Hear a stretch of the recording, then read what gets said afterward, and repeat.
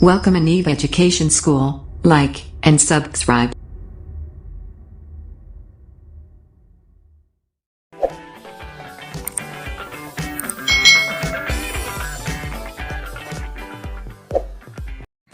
Assalamualaikum warahmatullahi wabarakatuh. Selamat pagi anak-anak, semoga sehat selalu, tetap semangat dan ceria. Nah, sebelum kita belajar, marilah kita bersama-sama membaca basmalah. Bismillahirrohmanirrohim. Untuk materi pertama kali ini, kita akan belajar bersama-sama tentang surah Al-Asr. Nah, kira-kira siapa nih yang pernah membaca surah Al-Asr? Atau bahkan sudah hafal surat Al-Asr? Nah, untuk kali ini kita akan belajar kembali tentang surah Al-Asr, bagaimana cara membaca, mengartikan dengan benar, kemudian menghafalkannya dengan mudah dan mengetahui apa saja nilai-nilai yang terkandung dalam surah Al-Asr. Oke, mari kita mulai berkenalan dengan surah Al-Asr. Surat Al-Asr masuk ke urutan surat ke-103 di dalam Al-Quran. Nah, surat ini diturunkan sesudah surat Al-Insyirah. Surat ini tergolong ke dalam surat Makkiyah karena turun di Mekah sebelum Nabi Muhammad hijrah ke Madinah. Nah, surat Al-Asr ini terdiri atas 3 ayat. Nah, ternyata nama Al-Asr ini diambil dari ayat pertama dalam surah Al-Asr yang berarti waktu atau masa. Nah, di sini ibu guru akan memberikan contoh bagaimana membaca surah Al-Asr dengan baik dan benar.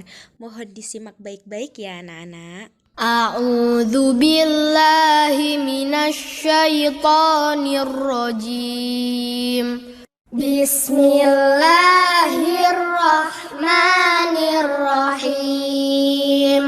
Wal 'asr innal insana lafi khusr illal ladzina amanu wa 'amilus solihati wa tawasau bil haqqi wa tawasau bis sabr. Nah, itu tadi contoh cara membaca surah Al-Asr dengan baik dan benar dan bisa ditirukan oleh anak-anak kemudian dihafalkan. Nah, kemudian untuk selanjutnya berkaitan dengan surah Al-Asr ini, ternyata kebiasaan orang Arab pada masa turunnya Al-Quran itu ketika berkumpul pasti mereka membicarakan tentang berbagai hal. Nah, salah satu yang mereka bicarakan itu tentang waktu dan masa. Orang Arab pada waktu itu ketika mereka berhasil, mereka akan mengatakan bahwa waktu itu baik. Tetapi sebaliknya, jika mereka gagal, mereka mengatakan bahwa waktu ini sial. Padahal Allah itu tidak pernah menciptakan waktu yang sial. Semua waktu itu baik, tergantung bagaimana kita memanfaatkan waktu tersebut. Nah, selanjutnya Bu Guru akan memberikan mufrodat atau arti perkata dalam surah Al-Asr. Nah, dalam surah Al-Asr ini Ibu Guru mengambil ada 12 kosakata. Nah, 12 kosakata ini bisa anak-anak pahami artinya dan kemudian dihafalkan ya. Oke, kosakata pada baris pertama yang berwarna hijau adalah wal 'asr, artinya demi masa. Inna, sesungguhnya, al-insan, manusia. Kemudian pada baris kedua berwarna ungu, lafi, benar-benar dalam, khusr, kerugian, illa, kecuali. Kemudian baris selanjutnya yang berwarna orange, alladzina, orang-orang yang, amanu, mereka beriman, wa amilus solihat, beramal soleh. Kemudian baris yang terakhir, watawasau, mereka saling menasihati, bil haqqi, kebenaran, bis sabar, kesabaran. Nah, itu tadi 12 arti perkata dalam surah Al-Asr. Anak-anak bisa pahami kembali, kemudian ditirukan, lalu bisa dihafalkan ya. Oke, selanjutnya kita akan belajar Apa saja sih nilai-nilai yang terkandung dalam surah Al-Asr? Dari surah Al-Asr ini dapat kita pahami bahwasanya Allah bersumpah atas nama waktu.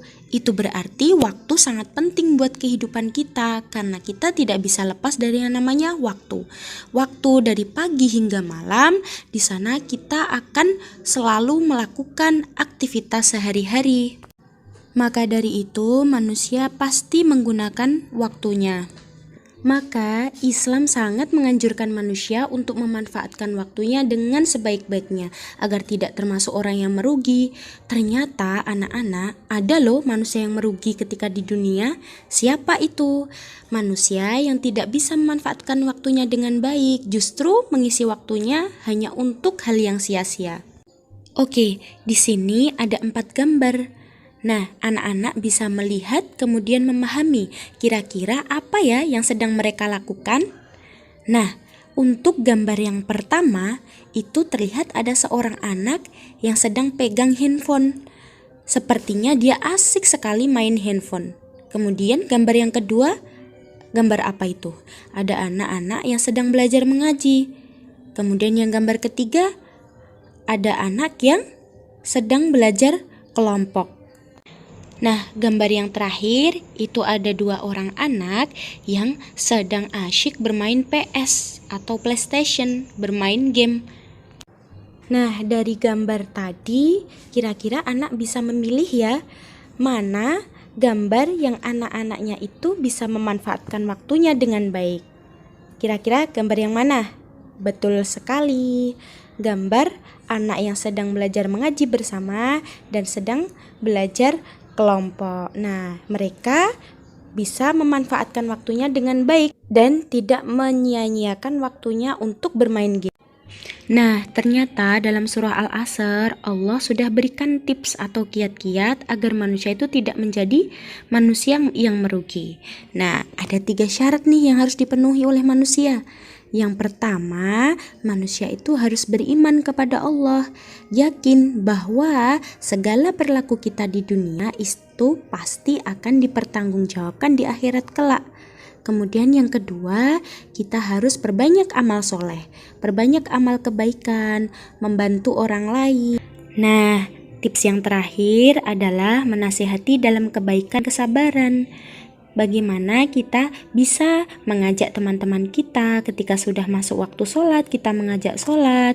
Kemudian ketika waktunya ngaji, kita mengajak mengaji atau ikut TPA. Nah, itu termasuk menasihati dalam kebaikan. Selain itu, menasihati dalam kesabaran ketika nih teman kita sedang ditimpa ujian atau musibah. Nah, contoh musibah di sini misal teman kita sedang ditimpa sakit atau teman kita sedang ditimpa musibah kehilangan keluarga dan saudara.